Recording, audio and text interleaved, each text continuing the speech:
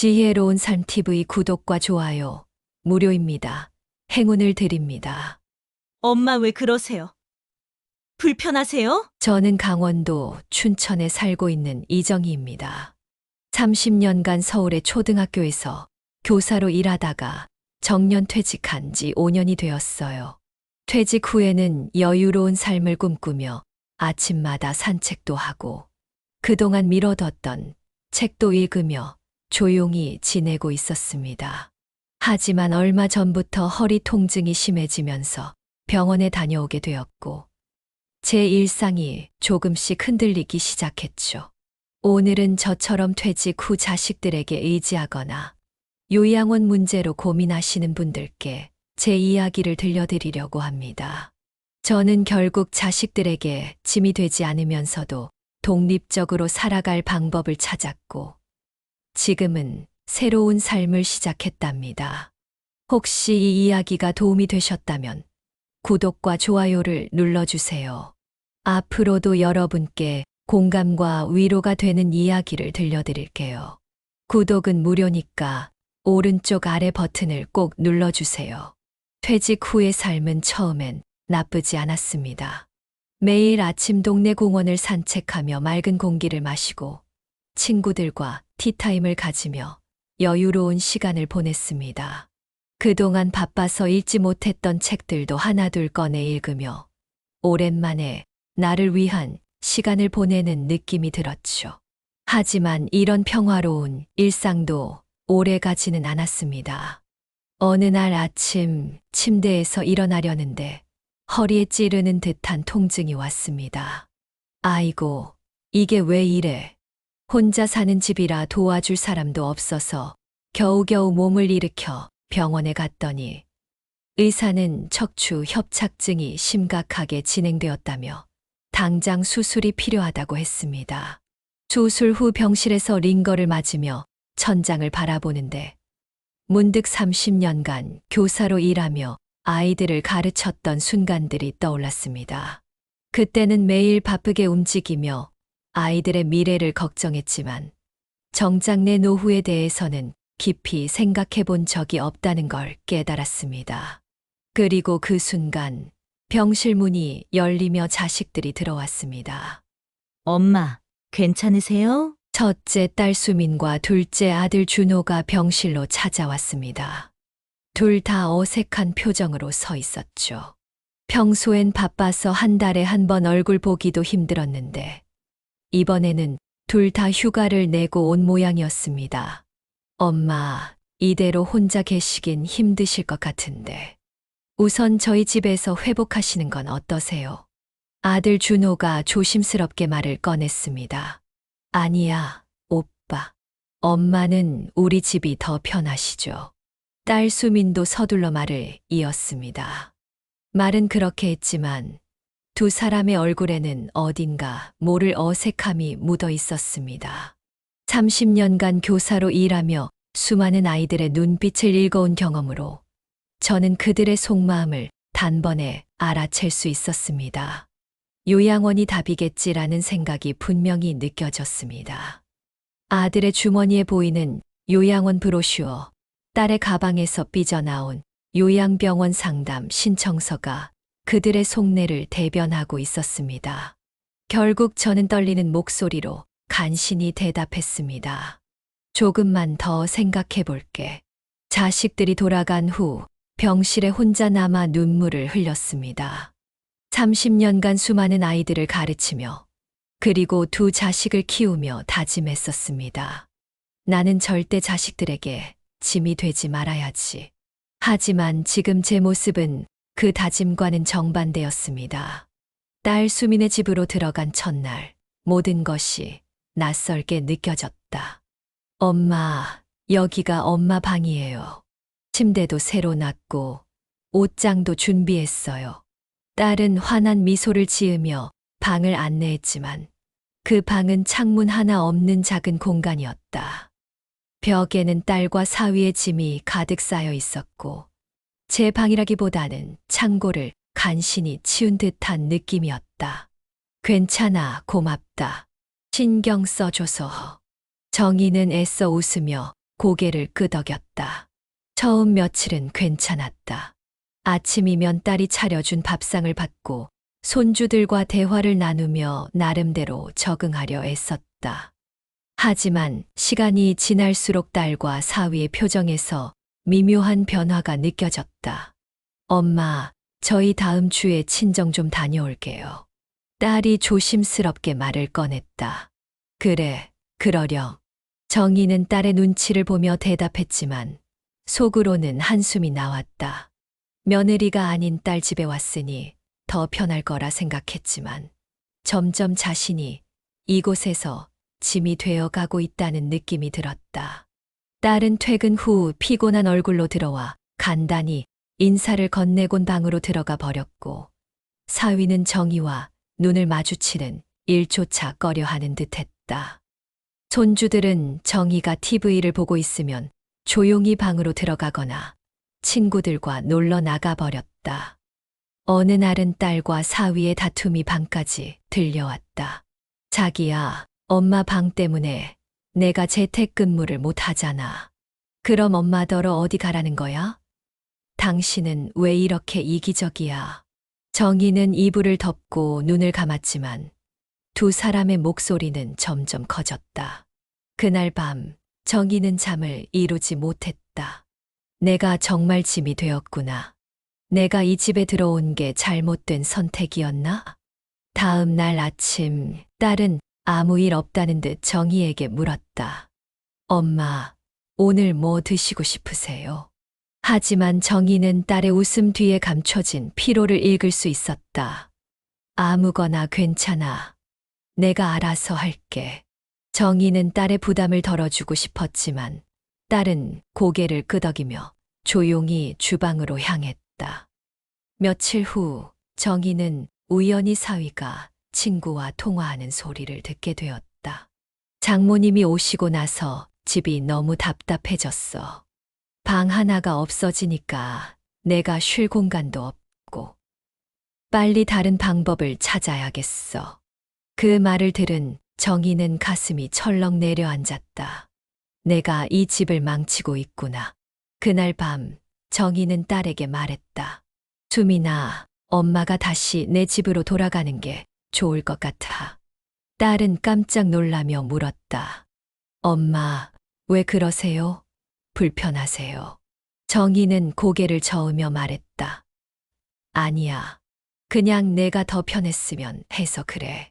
딸은 눈물을 글썽이며 대답했다. 엄마, 미안해요. 제가 더 잘해드려야 하는데 신랑이 요즘 스트레스를 많이 받아서 그래요. 정희는 딸을 안심시키기 위해 애써 웃으며 말했다. 괜찮아. 너희도 너희 삶이 있으니 신경 쓰지 마. 그날 밤 정희는 창밖을 바라보며 생각했다. 내가 자식들에게 짐이 되지 않으려 했는데 결국 이렇게 되고 말았구나. 눈물이 흘러내렸다. 30년간 수많은 아이들을 가르치며 그리고 두 자식을 키우며 다짐했던 말이 떠올랐다. 나는 절대 자식들에게 짐이 되지 말아야지. 하지만 지금의 내 모습은 그 다짐과는 너무나도 멀어져 있었다. 딸의 집을 떠나 다시 혼자 살던 작은 아파트로 돌아온 정희는 깊은 외로움에 빠졌다. 딸 집에서의 갈등과 사위의 말이 머릿속을 떠나지 않았다. 짐이 되지 않겠다는 다짐은 오히려 자식들에게 더 큰 부담을 안겨준 것 같았다. 정희는 매일 밤 잠들기 전 자식들의 얼굴을 떠올리며 눈물을 흘렸다. 내가 정말 잘못한 걸까? 아니, 내가 너무 오래 살았나? 그날도 정희는 혼자서 저녁을 먹고 있었다. 찬밥에 김치 몇 조각, 그리고 병원에서 받아온 약봉지가 식탁 위에 놓여 있었다. 이게 다 무슨 소용이라. 정희는 텔레비전 소리를 크게 틀어놓았지만 집안의 적막함은 여전히 가슴을 짓눌렀다. 문득 스마트폰 알림 소리가 울렸다. 지역 커뮤니티 게시판 65세 이상 노인을 위한 공유 주택 입주자 모집. 정희는 무심코 알림을 눌렀다. 독립적인 삶을 원하시는 어르신들을 위한 주거 공간, 함께하는 복지 서비스 제공. 짧은 문구가 정희의 마음을 흔들었다. 공유주택. 그게 뭘까? 다음 날 정희는 용기를 내어 공유주택 상담 센터를 찾아갔다. 센터 직원은 정희를 반갑게 맞이하며 말했다. 요즘은 혼자 사시는 어르신들이 많아지고 있어요. 그래서 저희는 독립적으로 살면서도 외롭지 않은 환경을 제공하려고 노력하고 있답니다. 직원은 공유주택의 사진과 시설을 보여주며 설명을 이어갔다. 여기는 각자 자신의 방이 있고 주방과 거실은 다 같이 사용하는 구조예요. 또 매주 공동활동이나 취미 모임도 열리니까 새로운 분들과 교류할 수도 있죠.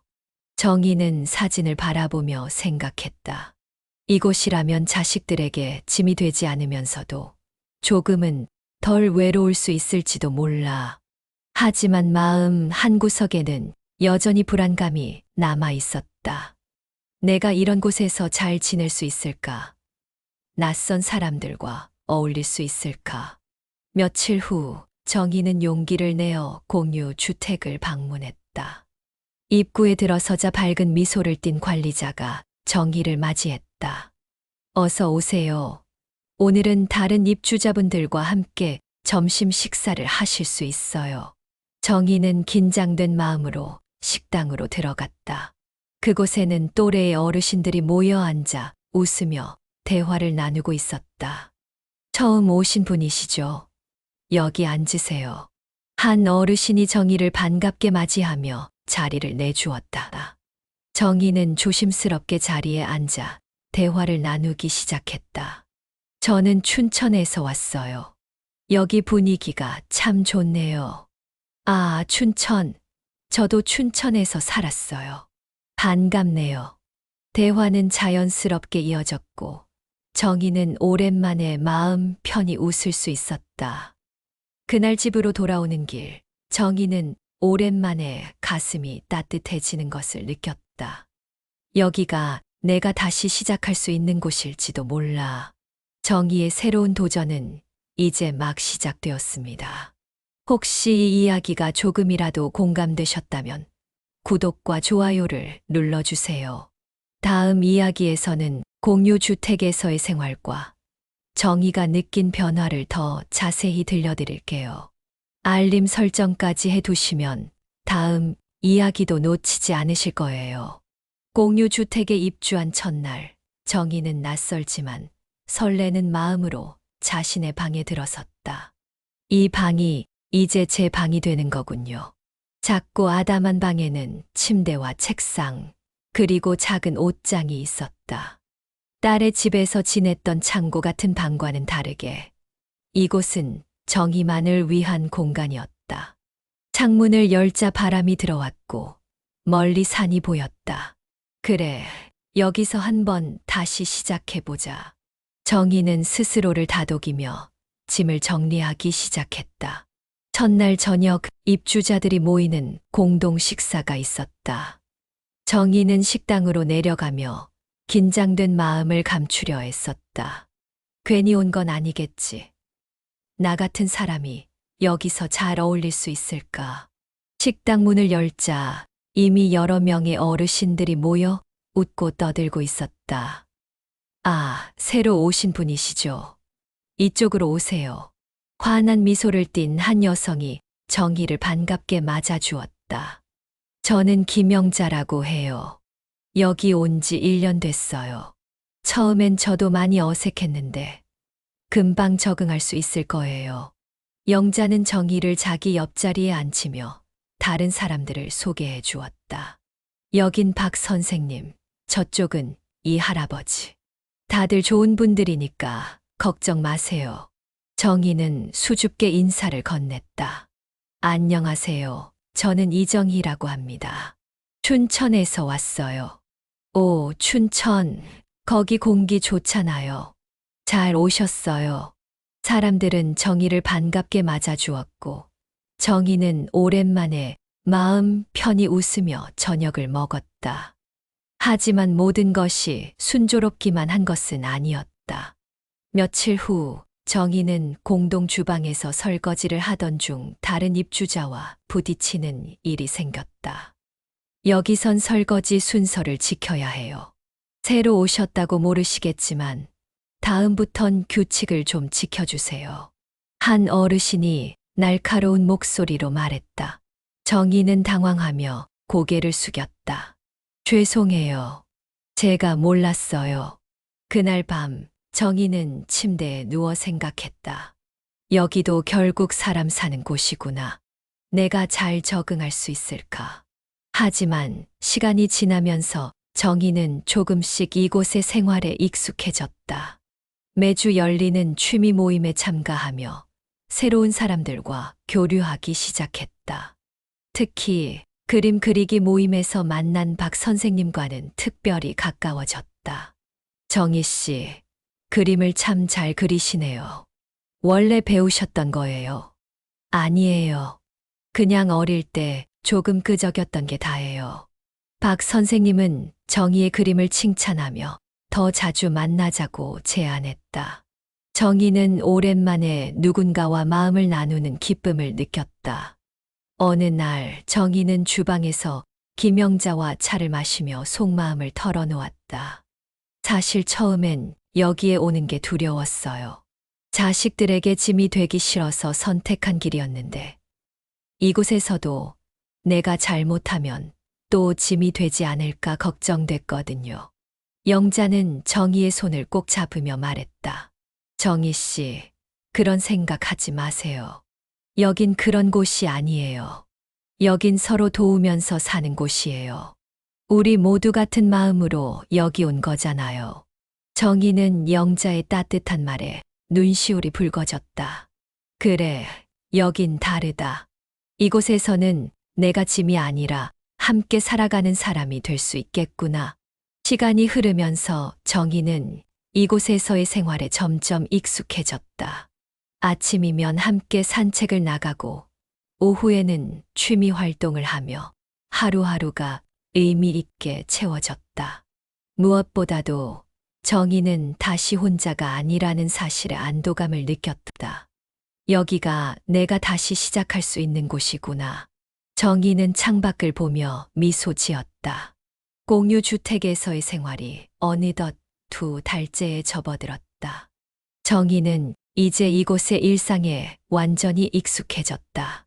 아침이면 함께 사는 어르신들과 산책을 나가고 점심엔 각자 돌아가며 음식을 준비했다. 저녁에는 취미 모임이나 영화 감상 시간을 가지며 하루하루가 알차게 흘러갔다. 무엇보다도 정희는 오랜만에 진짜로 웃을 수 있는 날들이 많아졌다. 어느 날 정희는 그림 모임에서 박 선생님의 제안으로 작은 전시회를 열게 되었다. 정희 씨 그림은 참 따뜻해요. 이런 그림은 혼자 보기 아까워요. 우리 작은 전시회를 열어보는 게 어때요? 정희는 처음엔 망설였다. 에이, 제가 뭘요? 그냥 취미 삼아 그리는 건데요. 하지만 박 선생님과 다른 입주자들의 격려에 힘입어 용기를 냈다. 내가 이런 걸 할 수 있을 줄은 몰랐는데. 전시회 날, 공유주택의 거실 한쪽이 정희의 그림으로 가득 채워졌다.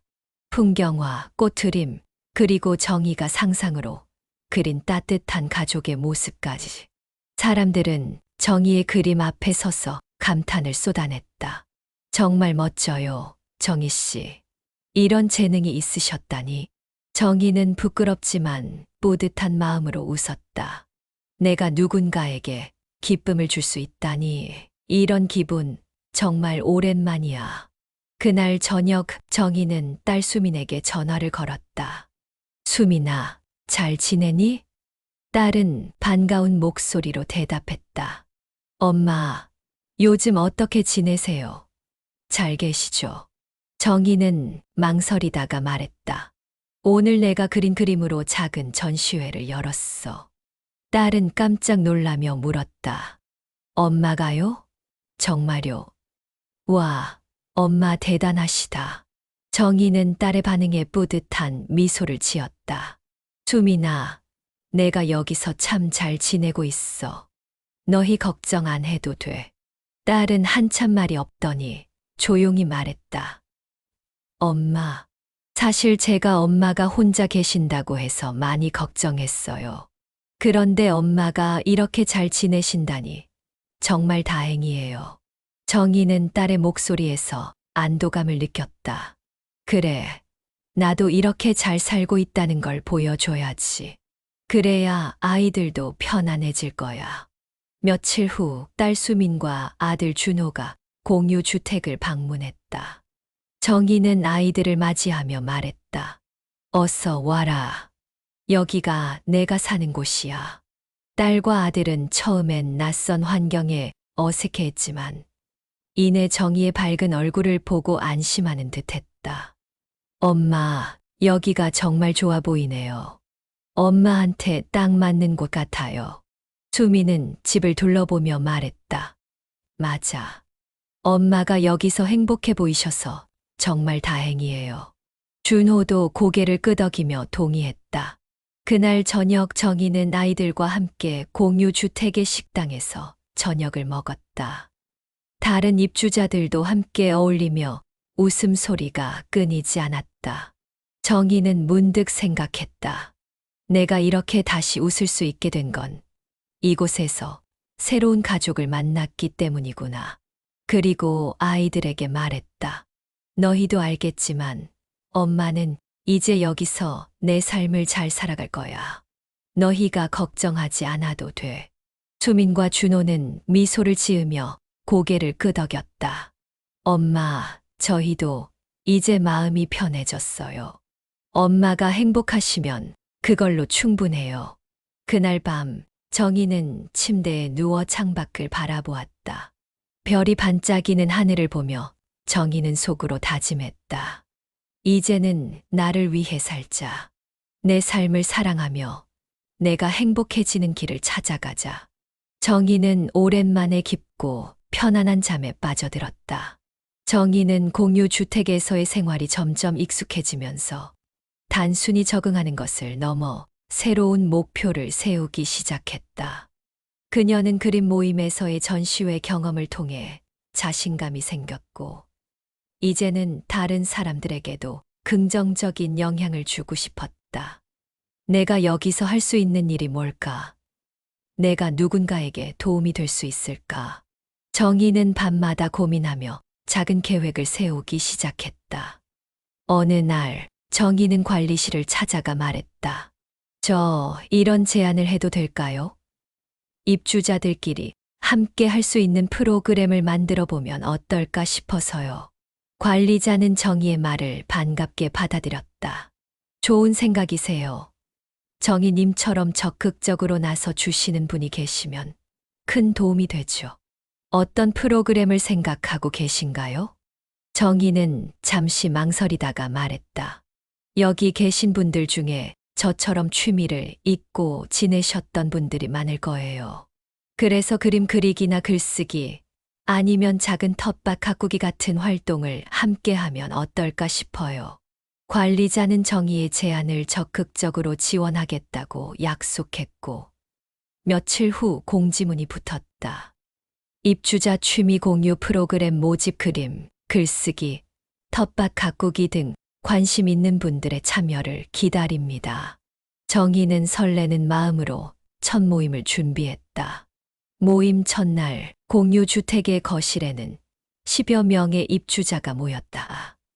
모두들 약간은 어색한 표정이었지만 정희는 밝은 미소로 분위기를 이끌었다. 안녕하세요. 저는 이정희라고 합니다. 오늘부터 여러분과 함께 재미있는 시간을 만들어가고 싶어요. 각자 어떤 취미를 가지고 계신지 또는 어떤 걸 해보고 싶으신지 말씀해 주시면 좋겠어요. 사람들은 하나둘씩 자신의 이야기를 꺼내기 시작했다. 저는 젊었을 때 글 쓰는 걸 좋아했어요. 하지만 오랜만이라 잘할 수 있을지 모르겠네요. 저는 꽃을 키우는 걸 좋아했는데 여기선 할 기회가 없었어요. 그림은 못 그리지만 배우고는 싶어요. 정희는 사람들의 이야기를 들으며 고개를 끄덕였다. 좋아요. 그럼 우리 함께 시작해봐요. 잘할 필요 없어요. 그냥 즐기는 거예요. 그 후로 정희는 입주자들과 함께 텃밭 가꾸기를 시작했다. 공유 주택 옆에 작은 공터를 활용해 상추, 고추, 방울토마토를 심었다. 이렇게 흙을 만지니까 옛날 생각도 나고 기분이 참 좋네요. 맞아요. 이런 거 해본 지 정말 오래됐어요. 사람들은 흙을 만지며 웃음을 되찾았고 정희는 그 모습을 보며 뿌듯함을 느꼈다. 이렇게 작은 변화가 사람들에게 큰 기쁨을 줄 수 있구나. 텃밭은 점점 푸르러졌고 첫 수확을 하던 날 사람들은 함께 모여 작은 축제를 열었다. 이 고추는 내가 심은 거예요. 이 상추로 쌈 싸 먹으면 정말 맛있겠죠. 정희는 그날의 즐거움을 잊을 수 없었다. 이곳은 이제 진짜 내 집 같아. 그리고 이 사람들은 내 가족 같아. 어느 날 딸 수민이 정희를 찾아왔다. 엄마, 요즘 너무 바쁘신 거 아니에요? 텃밭도 가꾸고 모임도 하고. 정희는 웃으며 말했다. 엄마 그림 너무 예뻐서 제가 엽서를 만들어 봤어요. 바쁘긴 한데 그게 다 즐거운 일이야. 너도 와서 한번 봐봐. 우리 텃밭 정말 예쁘게 가꿨어. 수미는 정희의 손에 이끌려 텃밭으로 갔다. 와, 엄마가 이런 거 하셨다니 정말 대단해요. 수미는 엄마의 활기찬 모습을 보며 감동했다. 엄마, 예전보다 훨씬 밝아지신 것 같아요. 저희도 엄마가 이렇게 행복하신 걸 보니까 마음이 놓여요. 그날 밤 수미는 정희에게 작은 봉투를 건넸다. 엄마, 이거 제가 준비한 거예요. 봉투 안에는 정희가 그린 그림으로 만든 엽서가 들어 있었다. 이걸로 사람들에게 엄마의 이야기를 전해보세요. 정희는 눈시울이 붉어졌다. 수민아, 정말 고마워. 너 덕분에 내가 더 많은 걸 할 수 있을 것 같아. 그 후로 정희는 엽서를 이웃들에게 나누어 주며 작은 행복을 전하기 시작했다. 이건 제가 그린 그림이에요. 혹시 마음에 드시면 하나 가져가세요. 사람들은 정희의 그림을 보며 미소 지었다. 정희 씨, 이 그림 정말 예뻐요. 마음이 따뜻해지는 것 같아요. 정희는 자신이 누군가에게 기쁨을 줄 수 있다는 사실에 큰 보람을 느꼈다.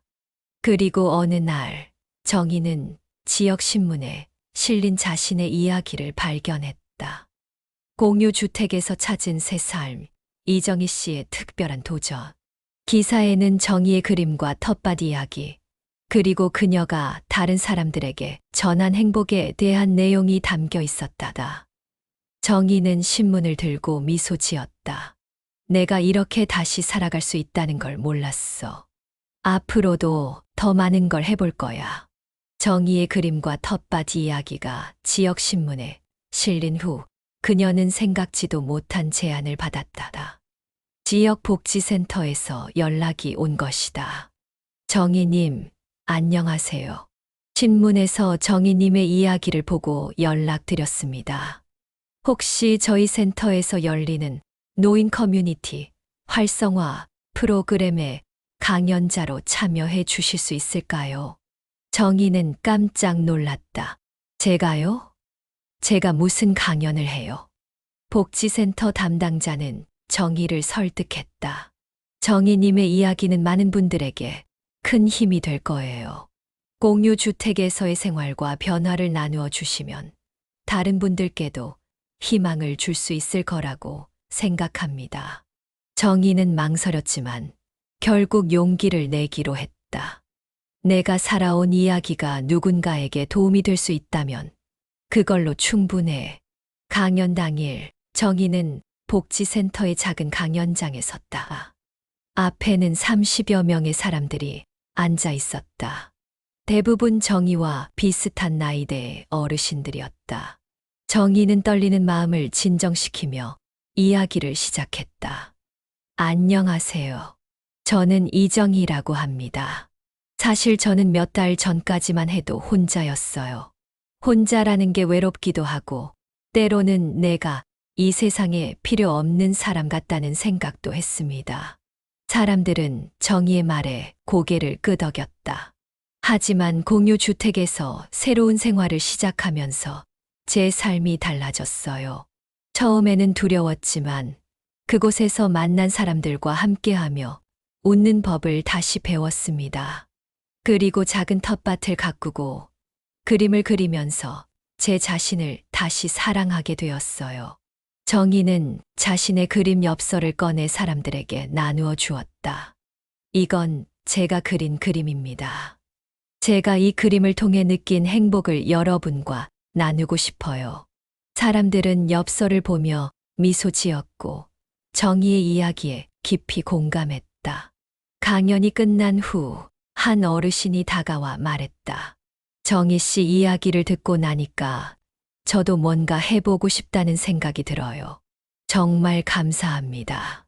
정희는 그 말을 듣고 마음 깊이 뿌듯함을 느꼈다. 내 이야기가 누군가에게 힘이 될 수 있다니 정말 감사한 일이야. 그 강연 이후 정희는 지역 복지센터와 함께 새로운 프로젝트를 시작하게 되었다. 프로젝트의 이름은 함께 가꾸는 우리 동네 텃밭이었다. 정희는 공유주택에서 텃밭을 가꾸었던 경험을 살려 지역 주민들과 함께 작은 공터를 텃밭으로 바꾸는 일을 맡았다. 이곳에 상추와 고추를 심고 저쪽에는 꽃을 심으면 어떨까요? 정희는 주민들과 함께 흙을 만지며 활기차게 일했다. 어린아이부터 어르신들까지 다양한 사람들이 텃밭 프로젝트에 참여하며 동네는 점점 활기를 띠기 시작했다. 텃밭이 점점 푸르러질수록 정희는 더 큰 기쁨을 느꼈다. 이렇게 많은 사람들이 함께 웃을 수 있다니. 이게 바로 내가 바라던 삶이야. 텃밭 프로젝트가 성공적으로 진행되던 어느 날, 정희의 딸 수민이 다시 찾아왔다. 엄마, 요즘 엄청 바쁘시다면서요. 텃밭 프로젝트의 강연까지. 우리 엄마 진짜 멋지다. 정희는 웃으며 말했다. 뭐, 그냥 내가 할 수 있는 일을 하는 것뿐이야. 수미는 잠시 망설이다가 말했다. 엄마, 사실 저도 도와드리고 싶어요. 저도 엄마처럼 누군가에게 도움이 되는 일을 해보고 싶어요. 정희는 딸의 말을 듣고 깜짝 놀랐다. 정말, 내가 그렇게 말해주니까 엄마가 얼마나 기쁜지 몰라. 그날 이후 수미는 정희와 함께 텃밭 프로젝트를 도우며 모녀 간의 관계는 더욱 깊어졌다. 이제는 내가 아이들에게 짐이 아니라 함께 나아가는 동반자가 된 것 같아.